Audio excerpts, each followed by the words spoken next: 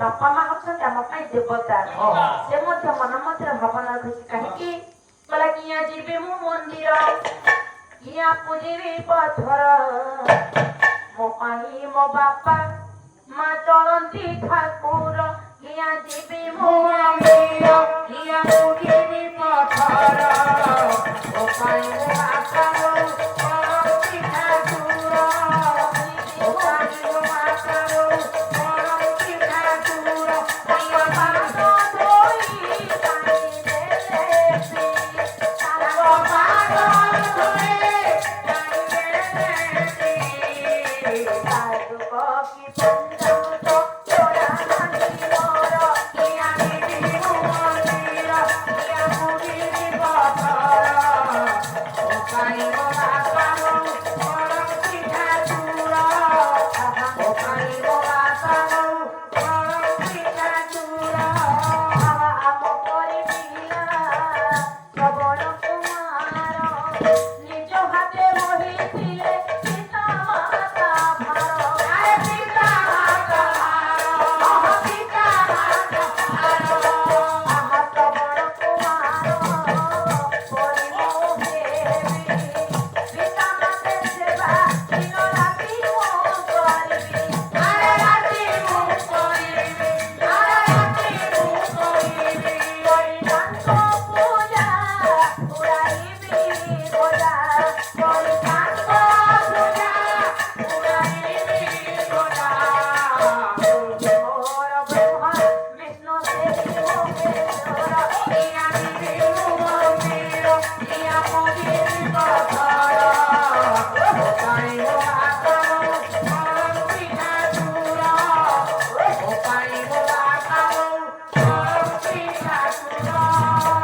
ପିତାଙ୍କ ଆଦେଶ କରିବାକୁ ପାଳନ 14 ବର୍ଷ ରାମ ଯାଇଥିଲେ ବନ ଯାଇଥିଲେ ବନ ଯାଇଥିଲେ ବନ ଆମ ଭୂମି ପିତାଙ୍କ ଆଦେଶ ମାନିବି ଯାହା ସେ କହିବେ ସେ କାମ ମୁଁ କରିବି ଯାହା ମୁଁ କରିବି ଯାହା ମୁଁ କରିବି କରି ତାଙ୍କ ପୂଜା ଉଡ଼ାଇବି ଗଜା କରି ତାଙ୍କ ପୂଜା ଉଡ଼ାଇବି ଗଜା ସେହି ମୋର ବ୍ରହ୍ମା ବିଷ୍ଣୁ ଦେବୀ ମହେଶ୍ୱର କିଆ ଯିବି ମୁଁ ମନ୍ଦିର କିଆ ପୂଜିବି ପଥର ମୋ ପାଇଁ ମୋ ବାପା ଚଳନ୍ତି ଠାକୁର ମୋ ପାଇଁ ମୋ ବାପା ଚଳନ୍ତି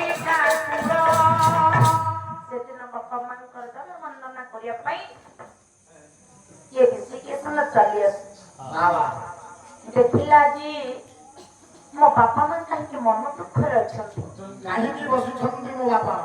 ବାରମ୍ବାର ଋଷିକେଶ ସେଦିନ ପଚାରୁଥାଏ ଆପଣମାନଙ୍କର କଣ ହୋଇଛି କାହିଁକି ଏ କଥା ମତେ ଲୁଚେଇକି ରଖୁଛନ୍ତି କାହିଁକି କାହିଁକି? ବାରମ୍ବାର ପୁତ୍ର ଋଷିକେଶ ପଚାରି ଦେବା ପରେ ନିଜର ପୁଅକୁ ବାପା ରଖିପାରୁନାହାନ୍ତି ରାଜାରାଣୀ କାନ୍ଦି କାନ୍ଦି ପୁତ୍ର ଆଗରେ ଏସବୁ କଥା କହୁଛନ୍ତି ସେଦିନ ଋଷିକେଶ ଭାବନା କରୁଛନ୍ତି ଆହା ଏ ସଂସାର ମଧ୍ୟରେ ସମସ୍ତେ ଆସିଛନ୍ତି ବାପା ସମସ୍ତେ ନିଶ୍ଚୟ ଯିବା ସତ୍ୟ କାହିଁକି ଆପଣମାନଙ୍କର ସ୍ୱଭାବକୁ ବି ରଙ୍ଗାଜୀବୀ ଗଙ୍ଗାଧର ମେହେର କହିଲେ କେହି ରହି ନାହିଁ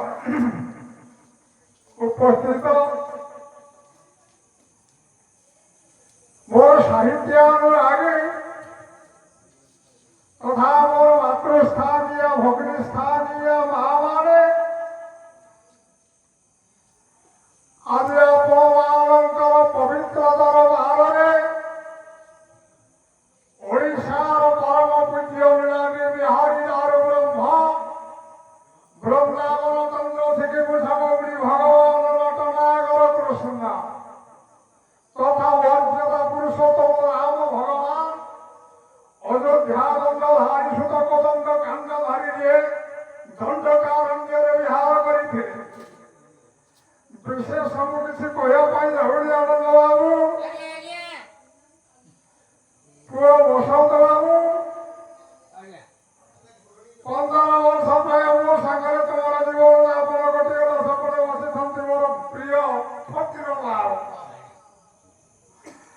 ଯାହା ହଉ ଆଜି ଗାୟିକା ମହାଦୟା ରଞ୍ଜିତା ପରିଡ଼ାଙ୍କର ଗାଇବାରେ ଆନନ୍ଦ ହୋଇ ଅନେକ ଗୁଡ଼ିଏ କାବ୍ୟ କବିତା କଥା କହିଲେ ବାବୁ ବାବୁ କୃପା ସିନ୍ଧୁ ବାବୁ। ଓଡ଼ିଆ ଜାତିର ଓଡ଼ିଆ ଭାଷାରେ ସମଗ୍ର ଓଡ଼ିଶାରେ ଓଡ଼ିଆ ସାହିତ୍ୟକୁ ଚାଞ୍ଚଳ ସୃଷ୍ଟି କରିଦେଇଥିଲେ। ନୀଳକଣ୍ଠ ଭଣ୍ଡଙ୍କର ଅରସରୁ ଜନ୍ମ ଲାଭ କରିଥିଲେ କବି ସମ୍ରାଟ ଉପେନ୍ଦ୍ର ଭଣ୍ଡ, ଯାହାକୁ କୁହାଯାଏ ଆପଣମାନଙ୍କର ଓଡ଼ିଆ ସାହିତ୍ୟ। ଓଡ଼ିଆ ସାହିତ୍ୟରେ କେତୋଟି ପଦ ମୁଁ ଝିଅଙ୍କ ମୁଖରୁ ଶୁଣିଲି, ରଞ୍ଜିତାଙ୍କ ମୁଖରୁ ଶୁଣିଲି।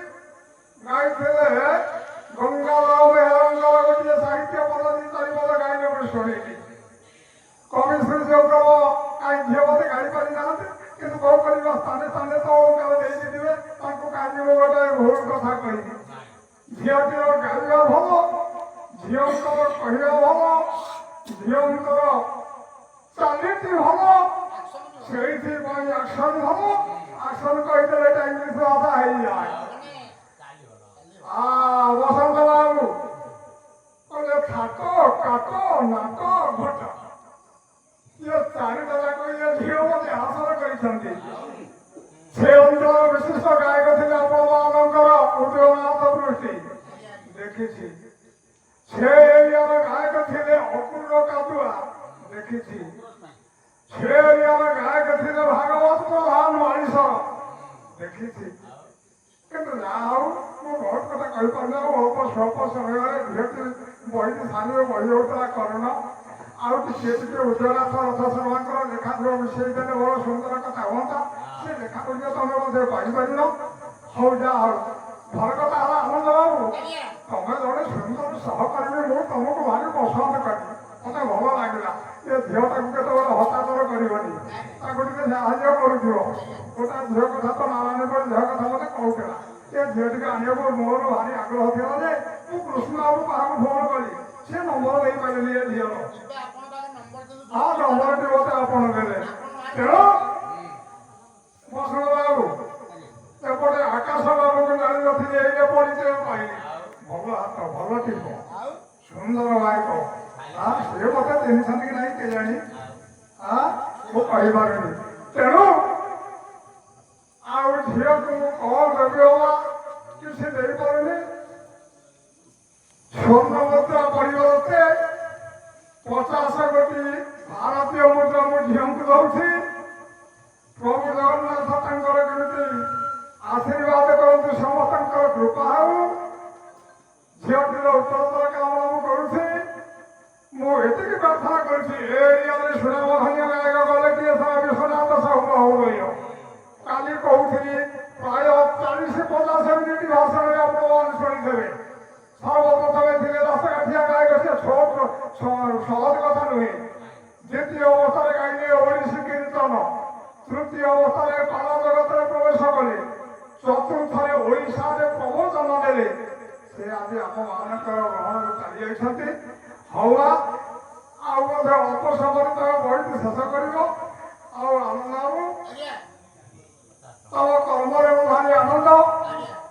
ବର୍ଷ ତାଳ କହିଲା ଦେ ତ୍ରିପଟା, ତାଳ ହଉଛି 3, କଳା ହଉଛି 4। ଆଦିର 3 ସାରି ରୂପକ ମୋଟା ଝମ୍ପକା, ପରିଚାଳ 10 ତ୍ରିପଟା ଏକ ତାଳିକା। ଝିଅ ପକଉଛନ୍ତି ତାଳ ଠିକ, ଛିଣ୍ଡିକି ଯେତେବେଳେ ଯାଉଛି ଗୋଟିଏ କଥା, ସେଇଠୁ କଥା। ମୁଁ ଓଡ଼ିଶୀ କୀର୍ତ୍ତନ ଗାୟକ ନୁହେଁ, ମୁଁ ଜାଣେ ଦେଖେ କଣ ମୋ ବାପା ଗାଆନ୍ତି। ସେ କହନ୍ତି ଗୋଟା ଅସୁନ୍ଦର କଥା କହିଛନ୍ତି। ଥରେ ଥରେ ବିଶ୍ୱନାଥ ବାବୁ ଯାଆନ୍ତି ଆମ ଘରେ, ଟିକେ ମୋ ବାପାଙ୍କ ବାହାକୁ ତାଙ୍କ ନାଁ ହେଉଛି ଅଧିକାରୀ ବାଳ। ସେ କହନ୍ତି ବିଶ୍ୱନାଥ ବାବୁ ମୋ ଦେହରେ ବାଳ ଯେତିକି ମୋଠି ତାଳ ସେତିକି। କିନ୍ତୁ ଏ ଭାଷାଟା ଟିକେ ଅସୁନ୍ଦର କଥା। ତେଣୁ ଝିଅ ତାଳ ଠିକ।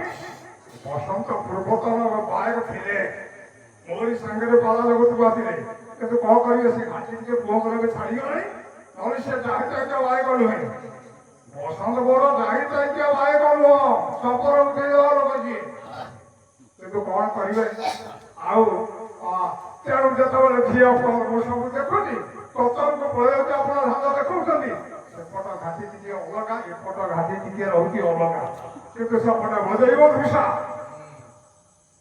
ଆଉ ଟିକେ ଭାଗ ତମରି ଭଳିଆ ଗୋଟେ ଆଗେ ଅଛି ହଁ ହଁ ଦୁବୁଲା ମୁଁ ଦେଖିଛି ମାଣିବ ବଜେଇବ ଦୁବୁଲା ବଜେଇବ ଶଙ୍କର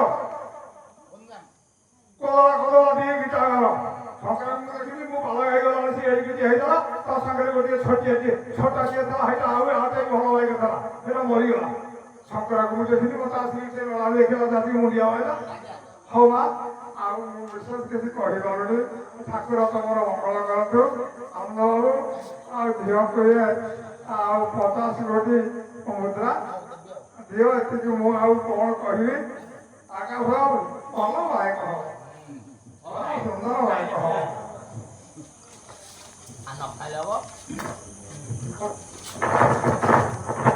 ଆଉ ଆନନ୍ଦ ଭାଇ ବାପା 50 କୋଟି ଆପଣଙ୍କୁ ଦେଇଛନ୍ତି ନିଅନ୍ତୁ